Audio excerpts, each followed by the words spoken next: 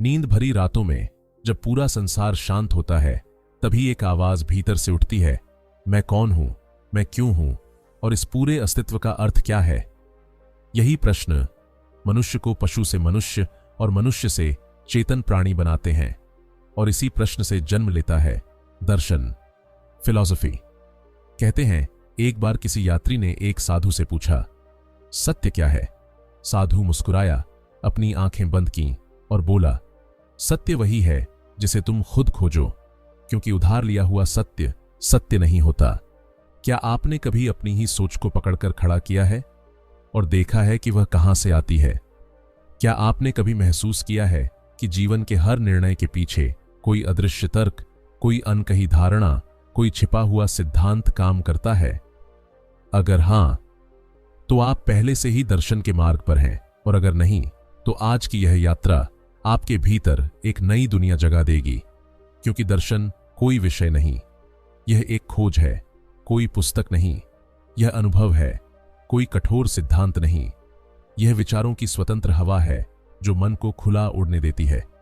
Philosophy का असली अर्थ सिर्फ इतना है, ज्ञान से प्रेम, नॉलेज से लव।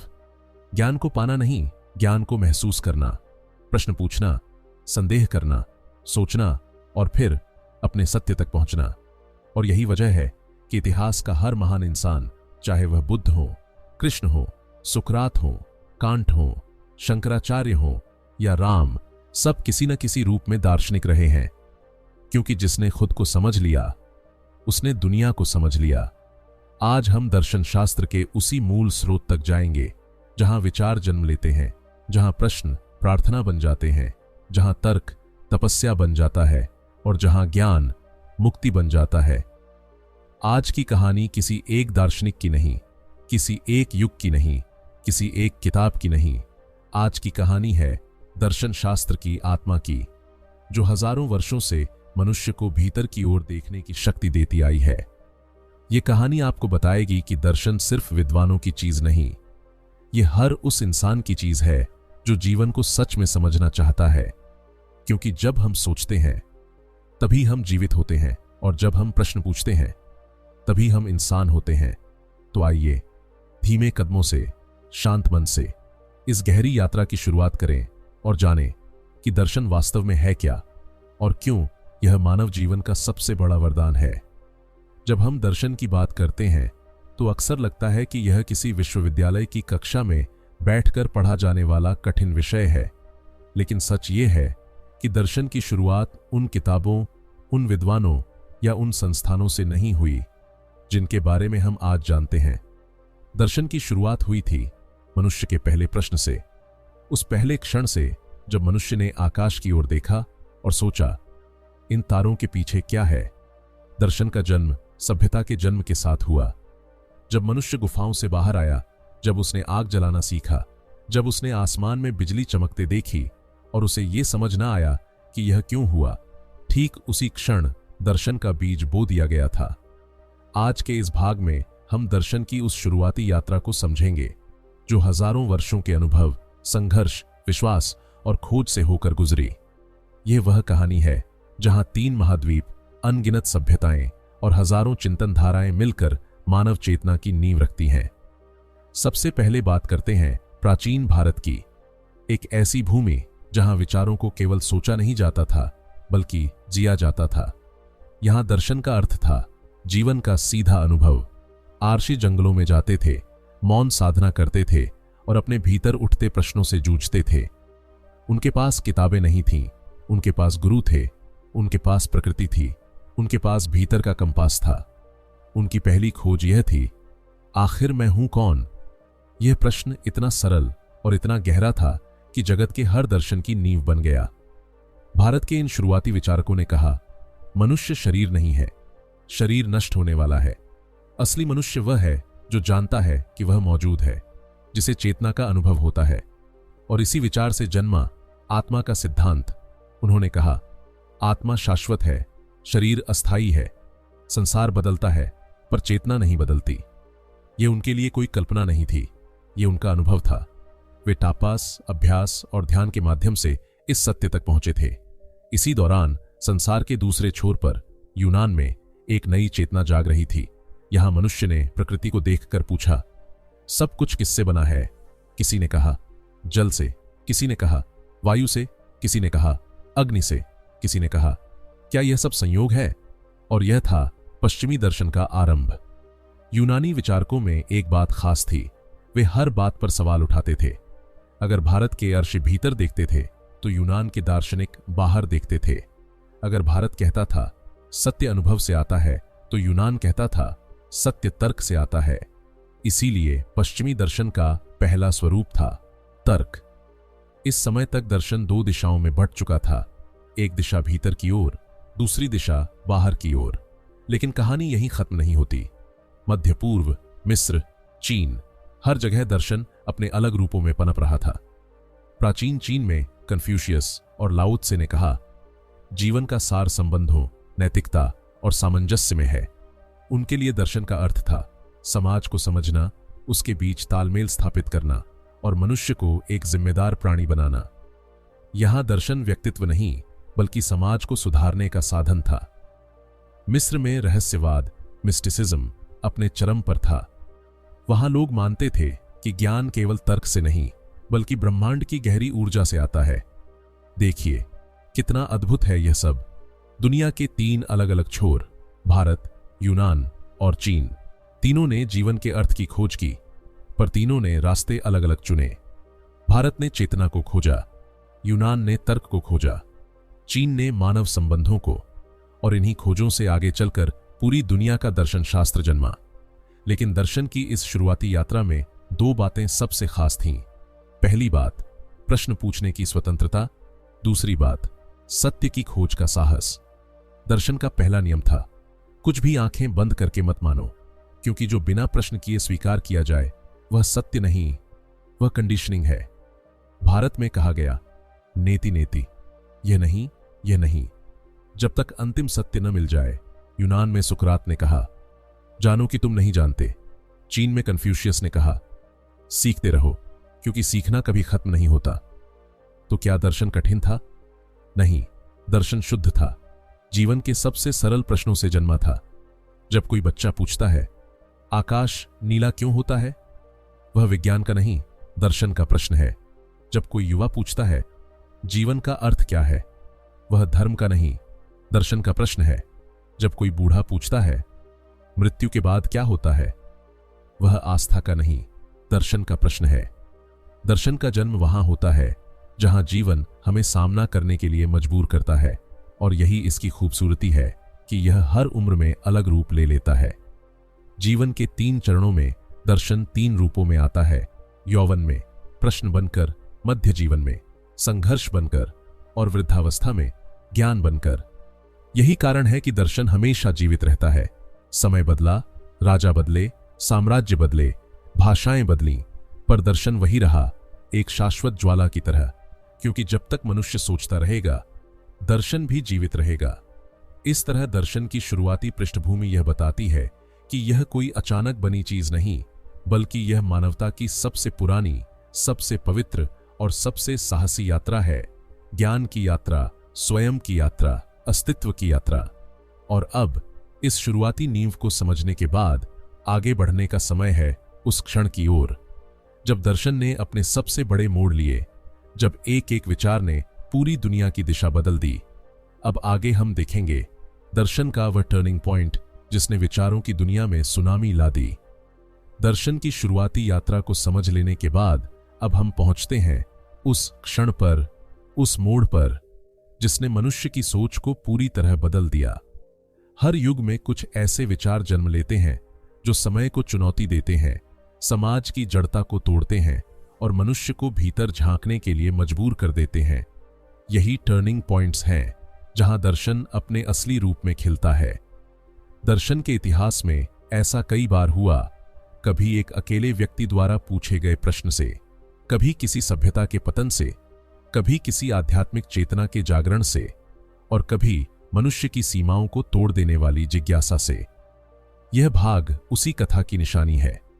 सबसे पहले आते हैं प्राचीन भारत की ओर, जहां उपनिषदों ने एक ऐसी आग जगाई जिसने मानव चिंतन को हमेशा के लिए बदल दिया।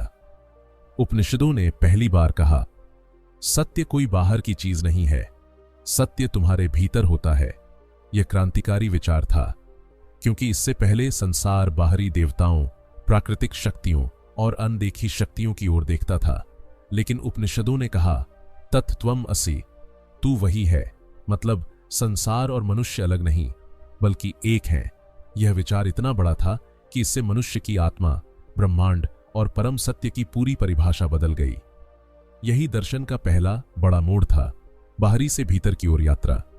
इसी समय यूनान में एक दूसरा मोड़ जन्म ले रहा था। सुकरात नाम का एक साधारण व्यक्ति शहर की गलियों में घूम घूम कर लोगों से प्रश्न पूछता था। उसके प्रश्न साधारण थे, लेकिन उनके प्रभाव गहरे। साहस क्या है? न्याय क्या है? सत्य क्या है? लोग चिढ़ जाते थे, क्योंकि ये प्रश्न उनका अहंकार तोड़ देते थे। लेकिन सुकरात का मानना था, बिना प्रश्न पूछे ज्ञान संभव नहीं। यही वह टर्निंग पॉइंट था जिसने तर्क की नींव रखी। दर्शन अब अनुभव के साथ साथ तर्क का मार्ग भी बनने लगा। सुकरात के शिष्य प्लेटो ने दर्शन को एक और दिशा दी, आदर्शवाद। उन्होंने कहा कि सत्य भौतिक दुनिया में नहीं, बल्कि विचारों की दुनिया में है। यह विचार अपने आप में एक और मोड़ था, क्योंकि इससे मानव बुद्धि को एक नई उड़ान मिली। और फिर प्लेटो के शिष्य अरस्तु ने कहा, सत्य अनुभव और निरीक्षण से आता है। इससे विज्ञान का मार्ग तैयार हुआ। यह दूसरा बड़ा मोड़ था, तर्क और निरीक्षण का उदय। समय बीतता गया, साम्राज्य उठे, युद्ध हुए, धर्म फैले, पर विचारों की खोज रुकती नहीं। मध्यकाल में दर्शन का तीसरा मोड़ आता है, जब धर्म मानव जीवन का केंद्र बन चुका था। यूरोप में चर्च की सत्ता थी, भारत में भक्ति आंदोलन था, चीन में कन्फ्यूशियन नैतिकता का शासन था। इस समय दर्शन ने एक और रूप लिया, ईश्वर और मनुष्य के संबंधों को समझने का प्रयास। संत ऑगस्टाइन ने कहा, आस्था और तर्क दोनों सत्य तक ले जा सकते हैं। बौद्ध दर्शन ने कहा, कष्ट जीवन का सत्य है, पर कष्ट से मुक्ति भी संभव है। शंकराचार्य ने कहा, ब्रह्म ही सत्य है, जगत मिथ्या है और जीव ब्रह्म ही है। यह विचार भी एक टर्निंग पॉइंट था, आध्यात्मिकता का शिखर, क्योंकि इसने दुनिया को यह बताया कि सत्य का रास्ता केवल बुद्धि से ही नहीं, बल्कि साधना, आत्मनिरीक्षण और करुणा से भी होकर जाता है। अब आते हैं आधुनिक युग की ओर, जहां दर्शन ने एक और निर्णायक मोड़ लिए। सबसे पहला मोड़ आया पुनर्जागरण से। यह वह समय था जब मनुष्य ने फिर से प्रश्न पूछना शुरू किया, मैं सोचता हूं इसलिए मैं हूं। यह डेकार्ट का प्रसिद्ध वाक्य था, जिसने पूरा नजरिया बदल दिया। यहां से जन्म हुआ औचित्य का युग। मनुष्य ने पहली बार कहा, मैं अपने विचारों का मालिक हूं। इसके बाद कांट आए, जिन्होंने कहा, दुनिया को जैसा हम देखते हैं वह वैसी नहीं होती, हमारी बुद्धि उसे एक ढांचे में बांध देती है। यह एक और मोड़ था, क्योंकि इससे मनुष्य ने जाना कि हमारी सोच भी सीमित है। फिर नीत्शे आए, जिन्होंने कहा, सत्य बदलता रहता है, मूल्य बदलते रहते हैं, मनुष्य को खुद अपने मूल्यों को चुनना चाहिए। उनका विचार था, जीवन स्वयं मूल्य है। यह एक ऐसा टर्निंग पॉइंट था जिसने आधुनिक नैतिकता, मनोविज्ञान और अस्तित्ववाद को जन्म दिया। और फिर आया एग्जिस्टेंशियलिज्म, जहां कहा गया, जीवन का अर्थ बाहर नहीं मिलता, अर्थ हमें खुद बनाना पड़ता है। यह विचार सदी का सबसे बड़ा मोड़ बन गया, क्योंकि इससे मनुष्य ने दुनिया को नहीं बल्कि खुद को समझने का प्रयास शुरू किया। लेकिन एक और महत्वपूर्ण टर्निंग पॉइंट आया वैज्ञानिक क्रांति के बाद। डार्विन ने कहा, जीवन की उत्पत्ति का एक प्राकृतिक कारण है। न्यूटन ने कहा, ब्रह्मांड नियमों से चलता है। आइंस्टाइन ने कहा, समय और स्थान भी बदलते रहते हैं। क्वांटम भौतिकी ने कहा, वास्तविकता पहले से कहीं ज्यादा रहस्यमयी है। ये सारे विचार दर्शन की दुनिया में नए तूफान लेकर आए। अब सत्य केवल आध्यात्मिक या तर्क संगत नहीं, बल्कि वैज्ञानिक भी हो गया। इन तमाम टर्निंग पॉइंट्स ने मिलकर दर्शन को एक ऐसी विशाल नदी में बदल दिया जो हर दिशा में बहती है, भीतर, बाहर, ऊपर, नीचे, देखे और अनदेखे सभी क्षेत्रों में। अगर हम इन्हें संक्षेप में समझें तो दर्शन के 3 सबसे बड़े टर्निंग पॉइंट्स ये रहे। पहला, भीतर की खोज, उपनिषद, बौद्ध विचार, योग। दूसरा, तर्क की खोज, सुकरात, यूनान, पश्चिमी दर्शन। तीसरा, अस्तित्व की खोज, पुनर्जागरण, अस्तित्ववाद, आधुनिक विज्ञान। इन तीनों ने मिलकर मानव मन को पूरा बदल दिया। पहला मोड़ कहता था, तू कौन है? दूसरा कहता था, तू कैसे जानता है? तीसरा कहता था, तू क्यों मौजूद है? यही दर्शन का सार है। इन तीन प्रश्नों के उत्तर खोजते खोजते मनुष्य खुद को समझ लेता है, और यही टर्निंग पॉइंट्स आगे आने वाली पीढ़ियों के लिए मार्गदर्शक बने। अब जबकि हमने दर्शन के विकास में आए इन बड़े मोड़ों को समझ लिया है, अगला भाग हमें ले जाएगा दर्शन के महान योगदानों की ओर, उन विचारों की ओर जिन्होंने संसार की राजनीति, धर्म, विज्ञान, समाज और हमारी रोजमर्रा की जिंदगी तक को बदल डाला। दर्शन के इतिहास में आए ये बड़े बड़े मोड़ केवल विचारों के परिवर्तन नहीं थे, ये मानवता के मार्गदर्शक दीपक थे जिन्होंने हर युग को एक नई दिशा दी। अब हम पहुंचते हैं उस यात्रा के अगले सोपान पर, जहां दर्शन केवल प्रश्न नहीं रहा बल्कि उत्तर देने लगा, जहां उसने दुनिया को समझने के उपकरण, सिद्धांत और जीवन जीने के तरीके दिए। यही दर्शन की सबसे महान देने हैं, उसके योगदान, उसकी शिक्षाएं, उसके महान ग्रंथ और विचार जिन्होंने सभ्यताओं की दिशा बदल दी। यह अध्याय केवल सिद्धांतों की सूची नहीं है, बल्कि उन विचारों का जीवंत वर्णन है जो मनुष्य 2023 में की चेतना को धरती से आकाश तक ले गए। यह उन ग्रंथों और विचारकों की कहानी है जिनके कारण आज हम दुनिया को जैसा देखते हैं वह वैसा दिखाई देता है। सबसे पहले आते हैं भारत की ओर। भारत का दर्शन सबसे प्राचीन है और इसकी देने अत्यंत व्यापक। उपनिषदों ने मनुष्य को आत्मा और ब्रह्म की अवधारणा दी, एक ऐसा विचार जिसने समूची आध्यात्मिकता की रीढ़ तैयार की। यह विचार कहता था, तुम केवल शरीर नहीं हो, तुम शुद्ध चेतना हो, तुम वही हो जिससे यह ब्रह्मांड बना है। यही विचार आगे चलकर अद्वैत वेदांत का आधार बना। बौद्ध दर्शन ने दुनिया को एक नई दृष्टि दी, अनात्म की। उन्होंने कहा, मैं एक भ्रम है, सब कुछ निरंतर बदलता है, कुछ भी स्थायी नहीं। इस एक विचार ने मनोविज्ञान, नैतिकता और आचरण को गहराई से प्रभावित किया। 4 आर्य सत्यों की शिक्षा, दुहक, उसका कारण, उससे मुक्ति और मार्ग, आज भी दुनिया भर में मन की चिकित्सा का मूल बन चुके हैं। योग दर्शन ने संसार को साधना और अनुशासन की शक्ति दी। उसने बताया, मनुष्य शरीर, मन और आत्मा का मिलाजुला अस्तित्व है। योग सूत्र ने कहा, योग चित्तवृत्ति निरोध है, मतलब जब मन की सारी तरंगें शांत हो जाती हैं तब असली ज्ञान प्रकट होता है। आज योग पूरी दुनिया में मानसिक शांति का सबसे बड़ा साधन है। इसी तरह न्याय, वैशेषिक, सांख्य, मीमांसा और वेदांत जैसे भारतीय दर्शनों ने विश्व को तर्क, परमाणु सिद्धांत, प्रकृति और पुरुष, धर्म, नैतिकता और अंतिम सत्य की खोज जैसे अनमोल उपहार दिए। अब आते हैं यूनान की ओर। यूनानी दर्शन पद्धति ने पूरी दुनिया को विचार करने का तरीका सिखाया। सुकरात ने प्रश्न पूछने की कला दी, सोक्रेटिक मेथड। उन्होंने दिखाया कि ज्ञान संवाद से, तर्क से और स्वयं की जांच से आता है। प्लेटो ने आदर्शों की दुनिया गढ़ी। उसके अनुसार यह संसार केवल प्रतिरूप है, मूल सत्य उससे परे है। अरस्तु ने मानव विचार प्रणाली को संगठित किया। विज्ञान से लेकर राजनीति तक, नैतिकता से लेकर काव्य तक, हर क्षेत्र में उन्होंने सिद्धांत खड़े किए। आज के स्कूलों, विश्वविद्यालयों और वैज्ञानिक दृष्टिकोण की नींव अरस्तु के कारण ही है। स्टोइक दार्शनिकों सेनेका, मार्कस ऑरेलियस, एपिक्टेटस ने संसार को धैर्य और विवेक का सिद्धांत दिया। उन्होंने सिखाया, उस पर ध्यान दो जिसे तुम नियंत्रित कर सकते हो, बाकी को छोड़ दो। यह विचार आधुनिक मनोविज्ञान, काउंसलिंग और भावनात्मक बुद्धिमत्ता की जड़ है।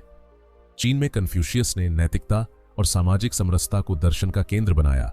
उन्होंने कहा, मनुष्य का सबसे बड़ा कर्तव्य है मानवता। उनके सिद्धांत निष्ठा, कर्तव्य, सत्यनिष्ठा, परिवार, समाज आज भी एशिया की संस्कृति का आधार है। लाओ त्से ने ताओवाद के माध्यम से दुनिया को बताया, सब कुछ प्रकृति के साथ संतुलन में है, हमें उसके अनुसार बहना सीखना चाहिए, उससे लड़ना नहीं। यह विचार आज के आधुनिक जीवन में माइंडफुलनेस और सिंप्लिसिटी मूवमेंट की प्रेरणा है। मध्यकालीन दर्शन ने धर्म और तर्क को मिलाने की कोशिश की। संत ऑगस्टाइन और एक्विनस ने ईश्वर, आत्मा और नैतिकता को तर्क संगत रूप दिया। उन्होंने कहा, आस्था और बुद्धि दोनों सत्य तक ले जाते हैं। यह विचार विज्ञान और धर्म के बीच पुल जैसा था। पुनर्जागरण और आधुनिक युग ने दर्शन को एक नई दिशा दी। डेकार्ट ने आत्मचेतना की क्रांति की। कोजाइटो एर्गो सम, मैं सोचता हूं इसलिए मैं हूं। यहीं से आधुनिक तर्कवाद का जन्म हुआ। लॉक और रूसो ने मनुष्य के अधिकारों, स्वतंत्रता और समाज की संरचना पर विचार दिए। उनकी वजह से लोकतंत्र, मानवाधिकार और आधुनिक राजनीतिक व्यवस्था विकसित हुई। कांट ने मानव बुद्धि की सीमाएं बताईं। उन्होंने कहा, हम दुनिया को जैसे देखते हैं वह वैसी नहीं होती, हमारी बुद्धि उसे अपने ढांचे में ढाल देती है। इस विचार ने मनोविज्ञान, कला और ज्ञान मीमांसा को नई दिशा दी। हेगेल ने कहा, इतिहास विचारों की यात्रा है। उन्होंने संसार को समझने का एक नया तरीका दिया, संघर्ष, विकास और संश्लेषण का। यह विचार आगे चलकर क्रांति, समाजवाद और राष्ट्रीय पहचान जैसे क्षेत्रों में गहराई से उतरा। नीत्शे ने नैतिकता की जड़ों को हिलाकर रख दिया। उन्होंने कहा, पुराने मूल्य अब काम नहीं करते, मनुष्य को नए मूल्य खुद बनाने होंगे। उनके विचारों ने अस्तित्ववाद का जन्म किया, जहां सार्त्र, कैमू और दूसरों ने कहा, जीवन का अर्थ कोई दूसरी शक्ति नहीं देती, हम खुद देते हैं। यह विचार आधुनिक मनुष्य की मानसिकता का आधार है, स्वतंत्रता, जिम्मेदारी और आत्मनिर्माण। वैज्ञानिक क्रांति ने दर्शन को एक और दिशा दी। न्यूटन, आइंस्टाइन, डार्विन और क्वांटम भौतिकी ने संसार की वास्तविकता को नए आयाम दिए। इससे दर्शन को यह समझना पड़ा कि सत्य केवल तर्क, साधना या अनुभव से नहीं, बल्कि प्रयोग और प्रमाण से भी आता है। आज का दर्शन राजनीति, विज्ञान, चेतना, कृत्रिम बुद्धिमत्ता, भाषा, नैतिकता और अस्तित्व जैसे नए क्षेत्रों में भी प्रवेश कर चुका है। अब हम केवल यह नहीं पूछते, जीवन क्या है? हम पूछते हैं, चेतना क्या है? क्या मशीनें सोच सकती हैं? मुक्ति क्या है? नीति क्या है? जीवन का उद्देश्य मनुष्य बनाता है या प्रकृति? ये प्रश्न दर्शन को निरंतर विकास की ओर ले जा रहे हैं। अगर हम इन विशाल योगदानों को एक पंक्ति में कहें, तो दर्शन ने दुनिया को यह सिखाया कि जीवन केवल जीने की चीज नहीं, यह समझने, अनुभव करने और सार्थक बनाने की कला है। अब जबकि हमने दर्शन की महान देनें देख ली हैं, अगले भाग में हम जानेंगे उन संघर्षों को जिन्होंने इन महान विचारों को जन्म दिया। क्योंकि हर महान विचार के पीछे एक युद्ध होता है, अज्ञान से ज्ञान का, अंधकार से प्रकाश का और समाज की जड़ता से मनुष्य की स्वतंत्रता का। अब हम आगे बढ़ते हैं दर्शन की वेदना, उसके संघर्ष और उसकी आलोचनाओं की कहानी की ओर। दर्शन की चमक, उसके विचारों की ऊंचाई, उसकी गहराई, ये सब हमें आकर्षित करते हैं। पर हर गहरी रोशनी के पीछे एक साया होता है और हर महान विचार के पीछे एक संघर्ष। दर्शन केवल सत्य की खोज नहीं, यह साहस की यात्रा भी है। वह साहस जिसमें व्यक्ति अकेला पड़ जाता है, वह साहस जिसमें समाज उसे गलत समझने लगता है, वह साहस जिसमें कभी कभी जीवन की कीमत चुकानी पड़ती है। आज का यह भाग दर्शन की उसी धधकती वेदना की कहानी है, जहां विचार अपनी कीमत लेते हैं और सत्य की तलाश करने वाला मनुष्य अक्सर दुनिया से टकरा जाता है। क्योंकि सत्य हमेशा स्वागत योग्य नहीं होता और विचार हमेशा सुविधाजनक नहीं होते। दर्शन के संघर्ष की शुरुआत वहीं से होती है जहां प्रश्न पूछना शुरू होता है। एक प्रश्न जो किसी परंपरा को चुनौती देता है, एक प्रश्न जो किसी सत्ता को असहज कर देता है, एक प्रश्न जो किसी विश्वास की नींव हिला देता है। उपनिषदों के अरशियों ने जब कहा, देवता बाहर नहीं भीतर हैं, तो यह विचार उस समय की संपूर्ण धार्मिक व्यवस्था के लिए खतरे जैसा था। बुद्ध ने जब कहा, किसी भी चीज को आंखें बंद करके मत मानो, तो यह प्राचीन मान्यताओं के लिए चुनौती थी। नास्तिक चारवाकों ने जब कहा, जो दिखता है वही सत्य है, तो संपूर्ण आध्यात्मिक परंपराएं उनके विरोध में खड़ी हो गईं। भारत में दर्शन का संघर्ष हमेशा आंतरिक था, विचार बनाम विचार, तर्क बनाम अनुभव और आत्मा बनाम भौतिकवाद। लेकिन यूनान में यह संघर्ष और भी कठोर रूप में सामने आया। सुकरात को ही देखिए, वह एक सामान्य व्यक्ति था, लेकिन उसके प्रश्न असाधारण थे। वह लोगों से पूछता, तुम्हारा ज्ञान तुम्हें कहां से मिला? जो तुम मानते हो वह सत्य क्यों है? क्या तुम्हारा जीवन तुम्हारी आत्मा के अनुसार है या समाज के अनुसार? ऐसे प्रश्नों ने एथेंस शहर को हिला दिया। लोग कहते, यह आदमी युवाओं को बिगाड़ रहा है। उसने परंपराओं को चुनौती दी, देवताओं पर सवाल उठाए और अंत में उसे जहरीला विष हेमलॉक पिलाकर मार दिया गया। यह दर्शन का सबसे दर्दनाक संघर्ष था। एक सत्यवादी इंसान को उसके ही शहर ने खत्म कर दिया, लेकिन इसी बलिदान ने दर्शन को अमर कर दिया। सुकरात का मृत्युदंड मानव इतिहास में वह बिंदु है जहां विचार शासकों से नहीं, व्यक्ति की स्वतंत्रता से जुड़े। प्लेटो और अरस्तु भी अपने समय में आलोचनाओं से बचे नहीं। प्लेटो के आदर्शवाद को अवास्तविक कहा गया, अरस्तु को परंपरा विरोधी, लेकिन उनके विचारों ने आने वाली सदियों को आकार दिया, जबकि काल में विलीन हो गए उनके आलोचक। मध्यकाल में संघर्ष और भी भयानक था। यूरोप में चर्च ने ज्ञान पर कठोर नियंत्रण स्थापित कर लिया था। जो भी व्यक्ति अलग सोचता उसे विधर्मी, हेरेटिक कहा जाता। वैज्ञानिक और दार्शनिक दोनों को सजाएं दी जाती। गैलीलियो जैसे महान व्यक्तियों को केवल इसलिए प्रताड़ित किया गया क्योंकि उन्होंने कहा, पृथ्वी सूर्य के चारों ओर घूमती है। यह एक वैज्ञानिक विचार था, पर उसका संघर्ष दार्शनिक था। सत्य बनाम सत्ता। उधर भारत में ज्ञान की स्वतंत्रता थी, पर संघर्ष दूसरे रूप में चलता था। विचारों की भिड़ंत। बौद्ध, जैन, वेदांत, सांख्य, चारवाक, न्याय, मीमांसा सभी एक दूसरे से उलझते, एक दूसरे को चुनौती देते और इस संघर्ष से नए विचार जन्म लेते। विवाद की यह परंपरा भारतीय दर्शन की शक्ति भी थी और इसका संघर्ष भी। फिर आया आधुनिक युग, जहां संघर्ष और भी जटिल हो गया। डेकार्ट ने जब कहा, संदेह करो क्योंकि संदेह ही सत्य तक ले जाता है, तो धर्म गुरुओं ने उन्हें गलत ठहराया। स्पिनोजा को उनके अपने समुदाय ने निकाल दिया क्योंकि वे ईश्वर को प्रकृति मानते थे। कांट को कहा गया कि उनकी सोच आम लोगों की पहुंच से बाहर है, एक भ्रम है। हेगेल पर आरोप लगा कि उनके विचार बहुत अमूर्त हैं। मार्क्स ने जब वर्ग संघर्ष की बात की तो सामाजिक व्यवस्था ने उन्हें शत्रु समझा, लेकिन असली संघर्ष नीत्शे ने झेला। उन्होंने जब कहा, मूल्यों को तोड़ो, नए मूल्य बनाओ, तो उन्हें पागल घोषित किया गया। उनकी किताबें गलत समझी गईं, उनके विचारों को तोड़ मरोड़ कर राजनीतिक हथियार बनाया गया।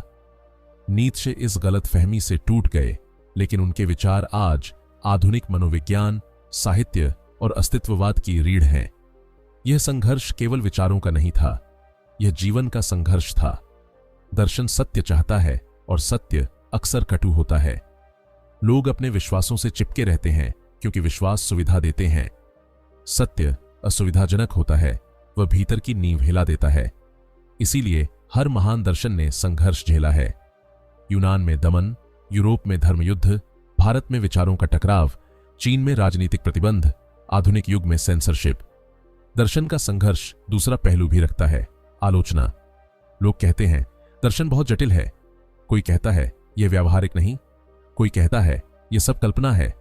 पर सच यह है कि दर्शन ने असल में जीवन को सबसे व्यावहारिक रूप से छुआ है। नैतिकता, कानून, तर्क, भाषा, राजनीति, विज्ञान सबकी जड़ दर्शन में है। दर्शन का सबसे बड़ा संघर्ष यह रहा कि दुनिया तेजी से बदलती गई, लेकिन दर्शन धीरे धीरे शांत होकर गहराई में उतरकर चलता है। लोग तेज समाधान चाहते थे, दर्शन गहरे प्रश्न देता था। लोग निर्देश चाहते थे, दर्शन स्वतंत्रता देता था। लोग उत्तर चाहते थे, दर्शन रास्ता देता था। इसलिए यह संघर्ष कभी खत्म नहीं होता। आज भी जब आप कहते हैं मैं अपने तरीके से सोचूंगा, तो आप भी उसी संघर्ष का हिस्सा बन जाते हैं। दर्शन का सबसे बड़ा योगदान ये नहीं कि उसने उत्तर दिए, उसका सबसे बड़ा योगदान है कि उसने प्रश्न पूछने का साहस जगाया, और उसी साहस ने उसे समाज के सामने खड़ा कर दिया। लेकिन सत्य यह है कि इस संघर्ष ने दर्शन को हर बार और मजबूत बनाया। हर प्रताड़ना ने विचारों को और धार दी, हर आलोचना ने नई दिशा दी, हर चुनौती ने उसे और गहराई दी। यही कारण है कि दर्शन अपनी सारी पीड़ाओं के बावजूद अमर है, क्योंकि सत्य कभी मरता नहीं। अब जबकि हमने दर्शन की इस वेदना, इस संघर्ष और इस विरोध के अध्याय को समझ लिया है, आगे हम जानेंगे उस अमर धरोहर को जो इन संघर्षों के बावजूद मानवता को मिली। अब हम बढ़ते हैं दर्शन की विरासत, उसके प्रभाव और उसकी अमर रोशनी की ओर। संघर्षों, आलोचनाओं और अनगिनत प्रश्नों से गुजरने के बाद दर्शन जिस स्थान पर पहुंचा वह किसी एक सभ्यता, किसी एक देश या किसी एक विचारक की उपलब्धि नहीं थी। वह मानवता की सामूहिक बुद्धि का परिणाम था। अब हम पहुंचते हैं उस अध्याय पर जहां हम यह समझेंगे कि दर्शन ने दुनिया को क्या दिया, कैसे दिया और आज हमारा जीवन उसके बिना कैसा होता। दर्शन केवल अतीत की बात नहीं, यह वर्तमान की धड़कन है और भविष्य का मार्गदर्शन भी। दर्शन ने जो विरासत छोड़ी है वह आंखों से दिखाई नहीं देती, लेकिन मनुष्य की हर सोच, हर निर्णय, हर मूल्य और हर व्यवस्था के भीतर बसी हुई है। यह वह रोशनी है जिसे हम शायद महसूस न करें, लेकिन जिसके बिना सभ्यता अंधकार में गिर पड़ती। सबसे पहले बात करते हैं व्यक्ति पर दर्शन के प्रभाव की। दर्शन ने मनुष्य को पहली बार यह महसूस कराया कि वह सिर्फ शरीर नहीं, केवल प्राणी नहीं, बल्कि एक चिंतनशील सत्ता है, सेंसिटिव, रिफ्लेक्टिव, कॉन्शियस बीइंग। दर्शन ने कहा, तुम अकेले नहीं हो, तुम्हारे भीतर एक संपूर्ण ब्रह्मांड है। इस विचार ने मानव मनोविज्ञान को जन्म दिया। हमारी आत्म जागरूकता, हमारी पहचान, हमारा नैतिक विवेक सब दर्शन की ही देन है। अद्वैत वेदांत ने इस आत्मबोध को इतना गहरा कर दिया कि आज भी दुनिया भर में लोग मेडिटेशन, सेल्फ अवेयरनेस और कॉन्शियसनेस की बात करते हैं। यह विरासत वेदांत से आई। बौद्ध दर्शन ने माइंडफुलनेस और कंपैशन को आधुनिक जीवन का हिस्सा बनाया। यह भी अब वैश्विक मनोविज्ञान का आधार है। दर्शन की दूसरी सबसे बड़ी विरासत है नैतिकता और मूल्य। आज हम कहते हैं सही क्या है, गलत क्या है, किसी को चोट न पहुंचे, यही नैतिकता है। स्वतंत्रता सबका अधिकार है। ये बातें हमें सामान्य लगती हैं, लेकिन इनका इतिहास बहुत पुराना है। कन्फ्यूशियस ने सिखाया, नैतिकता समाज को जोड़ती है। अरस्तु ने कहा, सद्गुण अभ्यास से पैदा होता है। बुद्ध ने करुणा को नैतिकता का केंद्र बनाया। शंकराचार्य ने कहा, अहंकार ही दुख का कारण है।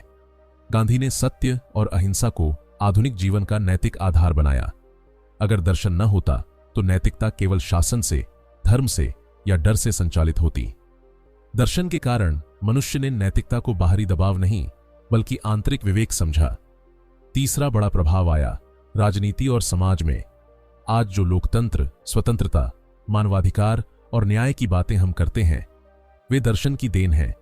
सोफिस्टों ने पहली बार कहा, हर मनुष्य बराबर है। लॉक ने कहा, मनुष्य जन्म से स्वतंत्र है। रूसो ने कहा, शासन जनता की अनुमति से चलना चाहिए। कांट ने कहा, मनुष्य कभी साधन नहीं, वह हमेशा साध्य है। अगर यह दार्शनिक न होते तो शायद दुनिया में आज भी राजतंत्र, दासता और अत्याचार अनियंत्रित रूप से चलते रहते।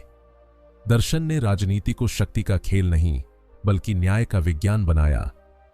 चौथी और सबसे महत्वपूर्ण विरासत है विज्ञान और तर्क। आज हम प्रयोगशाला को विज्ञान का केंद्र मानते हैं, लेकिन प्रयोग करने का साहस दर्शन से आया। अरस्तु ने निरीक्षण सिखाया। थेल्स और एनाक्सिमेंडर ने प्रकृति में नियम खोजने का बीज बोया। डेस्कार्ट और बेकन ने वैज्ञानिक पद्धति, साइंटिफिक मेथड तैयार की। विज्ञान का पूरा ढांचा, निरीक्षण, प्रश्न, परिकल्पना, प्रयोग, निष्कर्ष, इन सब की जड़ दर्शन है। अगर फिलोसॉफिया न होती तो विज्ञान भी जन्म न लेता। दर्शन की पांचवी बड़ी विरासत है कला, साहित्य और संस्कृति पर उसका प्रभाव। होमर की कविताओं से लेकर महाभारत के संवादों तक, कालिदास की काव्य रसधारा से लेकर दांते की दिव्य रचना तक, शेक्सपियर के पात्रों से लेकर दोस्तोयेव्स्की के दार्शनिक प्रश्नों तक, हर महान साहित्यिक रचना दर्शन की छाया में खड़ी है। कला भावनाओं को रंग देती है और दर्शन उन्हें अर्थ। कला दृष्टि देता है और दर्शन दिशा। दोनों मिलकर मनुष्य को पूर्ण बनाते हैं। दर्शन की छठी विरासत आधुनिक जीवन में है, जहां हर निर्णय, हर तकनीक, हर खोज के पीछे कोई नैतिक दुविधा छिपी है। आज हम पूछते हैं, एआई का नैतिक उपयोग क्या है? क्या मशीनें चेतन हो सकती हैं? क्या मानव स्वतंत्रता जोखिम में है? ये सारे प्रश्न दर्शन के बिना असंभव हैं। यहां तक कि रोजमर्रा के छोटे निर्णय, किसी से कैसे बात करनी है, कैसे व्यवहार करना है, कैसे जीवन जीना है, ये सब दर्शन की अप्रत्यक्ष देने हैं। अब आते हैं उस विरासत की ओर जो सबसे गहरी है, अस्तित्व का बोध। दर्शन ने मनुष्य को यह बताया कि जीवन केवल घटनाओं का प्रवाह नहीं, जीवन एक अर्थ की खोज है। यह यात्रा है अंदर की। भले बाहर दुनिया में अराजकता हो, लेकिन भीतर एक शांत केंद्र है और दर्शन उसी केंद्र तक ले जाता है। बौद्ध ध्यान, वेदांत का आत्मज्ञान, अस्तित्ववाद का स्वतंत्रता बोध, स्टोइक दर्शन का धैर्य, ताओवादी संतुलन, ये सभी एक ही विरासत के रूप हैं।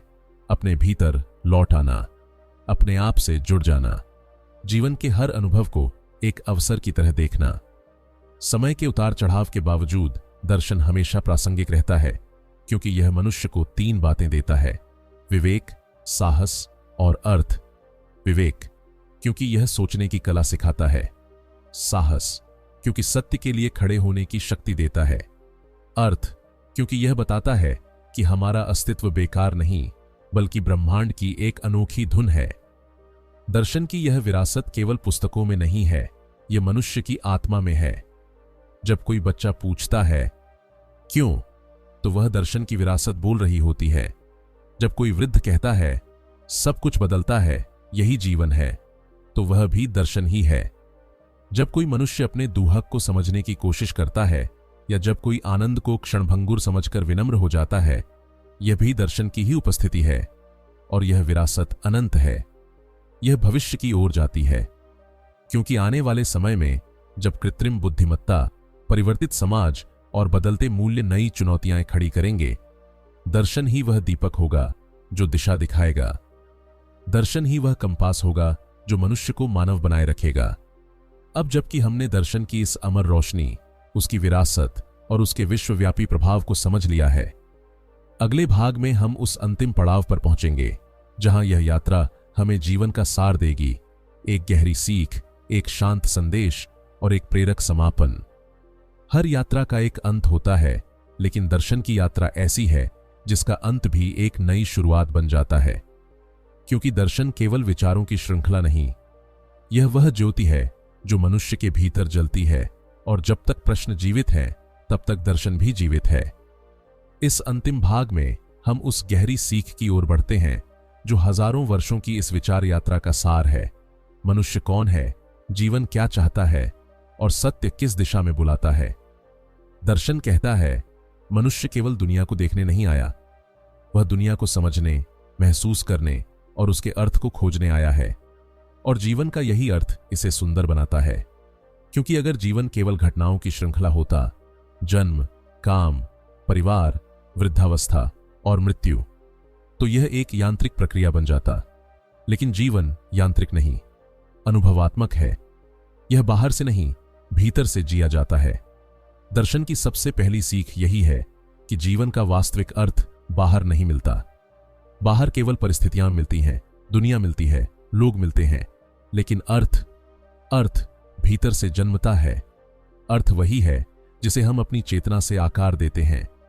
उपनिषद कहते हैं, तुम अपने भीतर वही सत्य खोज सकते हो जिसे ब्रह्मांड बाहर प्रदर्शित करता है। बुद्ध कहते हैं, दुख का अंत भीतर है। स्टोइक कहते हैं, मनुष्य बाहरी घटनाओं से परेशान नहीं होता, बल्कि उनके बारे में अपने विचारों से होता है। नीत्शे कहते हैं, जीवन का अर्थ खोजा नहीं जाता, उसे बनाया जाता है। और गीता कहती है, मन स्वयं ही मित्र है और स्वयं ही शत्रु। इन सभी का सार केवल एक है, जीवन की दिशा भीतर से निर्धारित होती है। दर्शन की दूसरी सीख है विचार की स्वतंत्रता। यह स्वतंत्रता केवल सोचने की आजादी नहीं, यह स्वयं को देखने की आजादी है।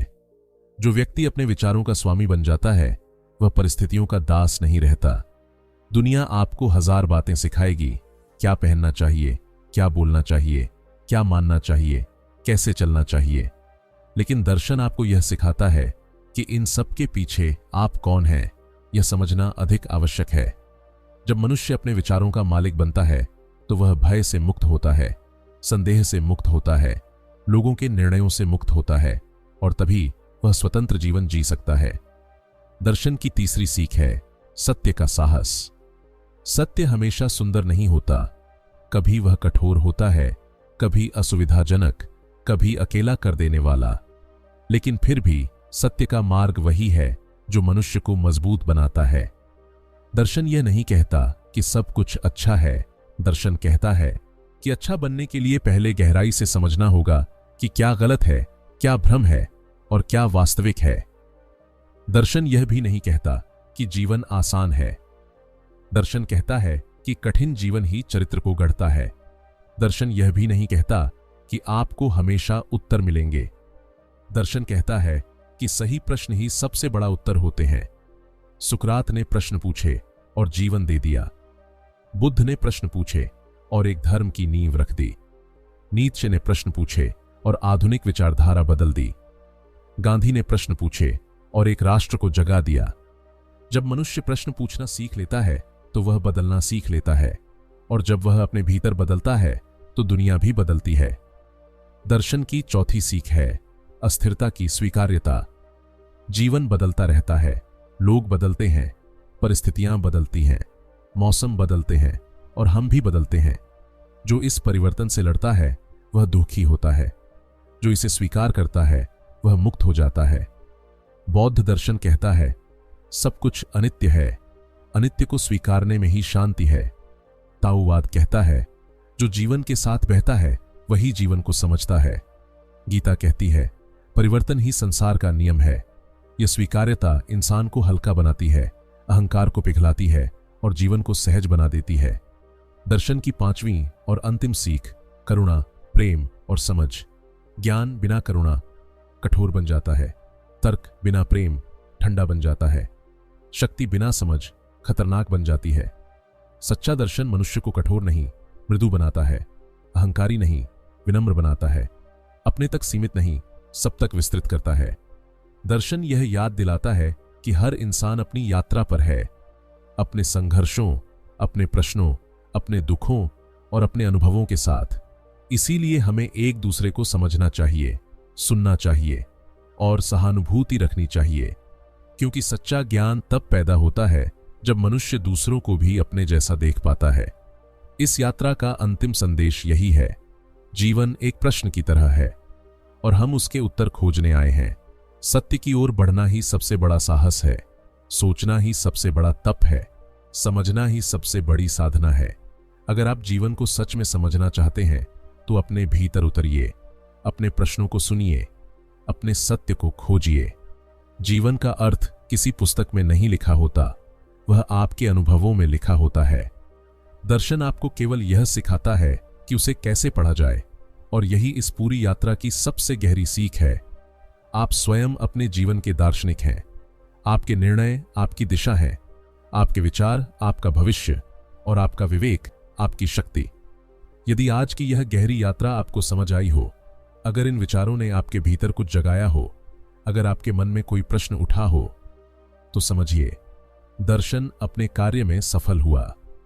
और यदि आपको यह कथा पसंद आई हो तो चैनल को जरूर सब्सक्राइब करें, ताकि हमारी अगली दार्शनिक यात्रा सबसे पहले आपके पास पहुंचे।